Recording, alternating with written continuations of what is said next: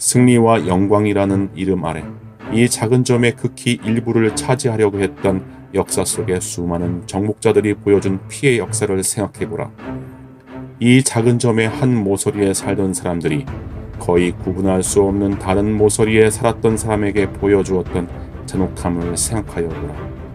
서로를 얼마나 자주 오해했는지, 서로를 죽이려고 얼마나 애를 써왔는지, 그 증오는 얼마나 깊었는지 모두 생각해 보라.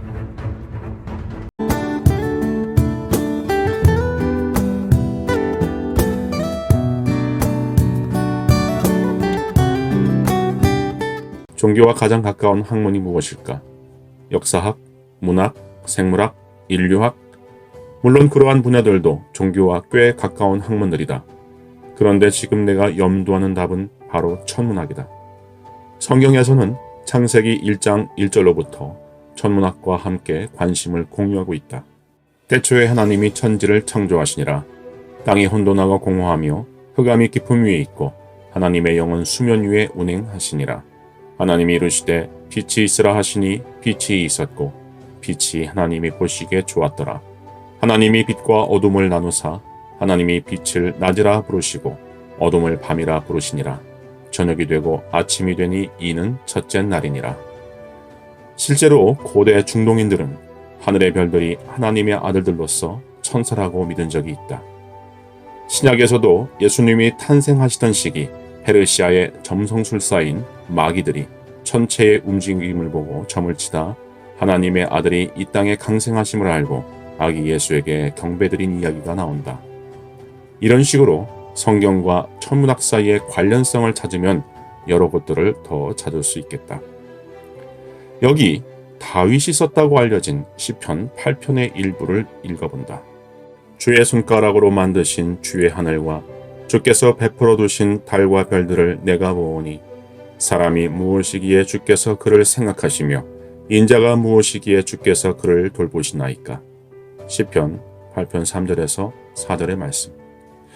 우리는 다윗의 일대기와 관련하여 이 시의 배경을 상상할 수 있다. 다윗은 목동이었기 때문이다. 그는 밤새 양을 지키며 하늘을 올려다보며 별을 세는 일이 다반사였을 것이다. 이 시의 내용처럼 우리는 밤하늘의 별을 올려다볼 때 광대한 하늘 아래의 겸손을 배우게 될 것이다. 인간의 육안으로 볼 수 있는 별의 수가 대략 8,600여 개라고 한다.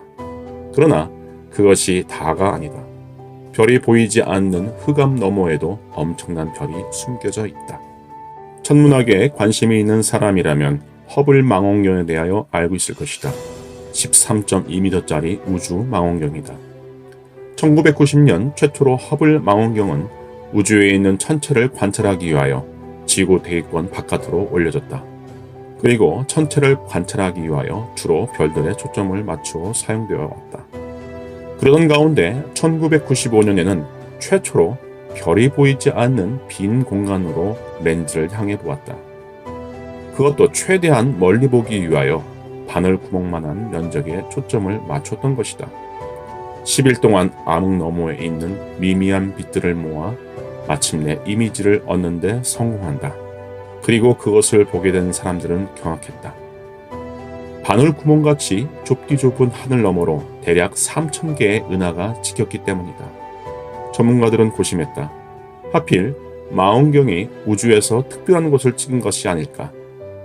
그래서 그들은 다시 우주의 다른 빈 공간을 촬영했다. 이곳도 찍어보고 저것도 찍어보았다. 그런데 그 결과는 모두 같았다. 고성능 망원경으로 우주를 샅샅이 살피니 비어 보이는 검은 하늘 너머 은하들이 가득 차 있었던 것이다. 2014년에 공개된 이 사진 속에는 별이 아닌 은하가 대략 10,000개가 찍혀 있다. 천문학자들은 말한다. 저 은하 한 개에 태양과 같이 스스로 빛을 내는 별들만 2,000억 개가 있다고. 지구나 달과 같은 별을 빼고서 말이다. 이미 인류는 1977년 태양계 행성들을 탐구하기 위하여 보이저 1호 그리고 보이저 2호를 지구 바깥으로 보냈다. 지금 2020년 1월 현재 보이저 1호, 2호의 거리는 각각 148AU, 123AU다. 참고로 1AU는 지구와 태양 사이의 거리를 말한다. 이 이야기는 1990년 보이저 1호가 태양계를 벗어나기 직전에 있었던 일이다. 대중적으로 유명한 칼 세이건이라고 하는 과학자가 미 항공우주국, 즉 나사에 제안했던 것이 있었다. 태양계를 벗어나 모든 사명을 마치게 될 보이저호가 마지막으로 고향인 지구를 바라보고 지구의 사진을 찍어보내게 하는 것이 어떻겠느냐 제안했던 것이다. 다수의 관련자들은 반대했다. 엄청난 예산을 투입한 보이저 1호가 태양광으로 인하여 촬영 장치에 손상이 갈 수 있기 때문이었다. 다행히도 칼 세이건의 제안에 호의적이었던 나사의 새 국장이 보이저호의 카메라를 돌려 지구의 사진을 촬영하도록 지시했다. 이것이 1990년 2월 14일 그때 얻은 사진이다. 이 사진을 두고 칼 세이건은 Pale Blue Dot, 즉 창백한 푸른 점이라고 하는 이름을 붙였다. 그리고 여기에 더해 그는 20세기 인류 문명사에 길이 남을 짧은 연설문을 작성했다. 내가 볼 때 이 글은 어느 정치인들의 연설보다 진실되고 어느 설교자의 설교보다 감동적이며 어느 신학자의 통찰보다 심오하다. 그대로 읽어보겠다. 여기 있다. 여기가 우리의 고향이다. 이곳이 우리다. 우리가 사랑하는 모든 이들, 우리가 알고 있는 모든 사람들, 당신이 들어봤을 모든 사람들, 예전에 있었던 모든 사람들이 이곳에서 삶을 누렸다. 우리의 모든 즐거움과 고통들, 확신에 찬 수많은 종교, 이데올로기들, 경제 독트린들, 모든 사냥꾼과 약탈자, 모든 영웅과 비겁자, 문명의 창조자와 파괴자, 왕과 농부, 사랑에 빠진 젊은 연인들, 모든 아버지와 어머니들, 희망에 찬 아이들, 발명가와 탐험가, 모든 도덕교사들, 모든 타락한 정치인들, 모든 슈퍼스타, 모든 최고 지도자들, 인간 역사 속의 모든 성인과 죄인들이 여기 태양빛 속에 부유하는 먼지의 티끌 위에서 살았던 것이다. 지구는 우주라는 광활한 곳에 있는 너무나 작은 무대이다.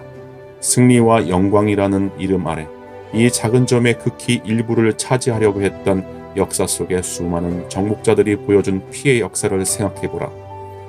이 작은 점의 한 모서리에 살던 사람들이 거의 구분할 수 없는 다른 모서리에 살았던 사람에게 보여주었던 잔혹함을 생각하여 보라.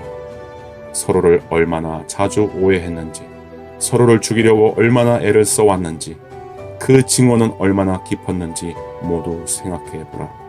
이 작은 점을 본다면 우리가 우주에 선택된 곳에 있다고 주장한 자들을 의심할 수밖에 없다. 우리가 사는 이곳은 암흑 속 외로운 얼룩일 뿐이다. 이 광활한 어둠 속에 다른 어딘가에 우리를 구원해줄 무언가가 과연 있을까? 사진을 보고도 그런 생각이 들까? 우리의 작은 세계를 찍은 이 사진보다 우리의 오만함을 쉽게 보여주는 것이 존재할까? 이 창백한 푸른 점보다 우리가 아는 유일한 고향을 소중하게 다루고 서로를 따뜻하게 대해야 한다는 책임을 적나라하게 보여주는 것이 있을까? 시청하신 내용이 괜찮으셨는지요? 다음 시간에는 더 흥미롭고 유익한 영상을 준비하겠습니다. 그냥 지나가지 마시고 좋아요와 구독 꼭 눌러주세요.